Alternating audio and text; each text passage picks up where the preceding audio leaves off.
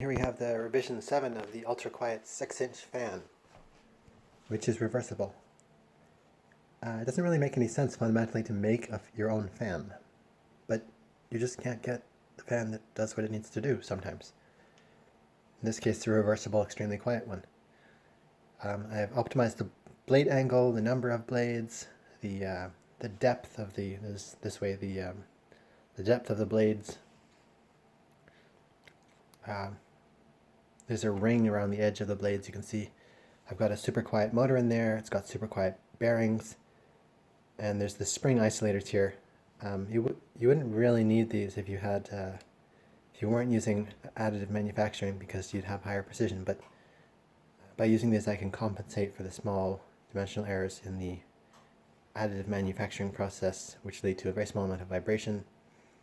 And so the pipe goes around the edge here.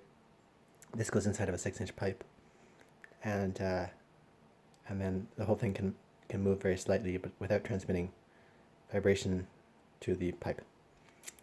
And if we look at the back here, you've got some washers there. There's a number of metal washers in there to add weight. That further reduces vibration, actually. And the bearings are replaceable. That's really important, because that will make this thing last practically forever. For 30 years even. For 50 cents you can get another set of bearings. So that changes the economics. As a result, it's not unreasonable to make the unit itself cost $100, because you can amortize the cost over a very long time period, and it works okay.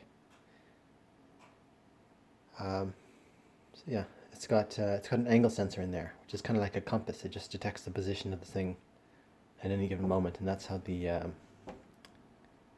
part of how the motor works. Now, you don't see that the electronics are another key piece, which are not shown here. I'm still working on that, actually, but I have made progress, and I expect to make more progress soon. So it's made out of PLA plus, because regular PLA has a tendency to crack over very long time periods. If you put a screw in it like we have done here, it has a tendency to just become brittle and crack spontaneously. So I can't use that if we're going to have a long lifespan for this unit. So PLA Plus does not do that. It has modifiers in it. And PETG also does not do that. So PETG is more temperature resistant, so I'm using it for components that are close to the motor.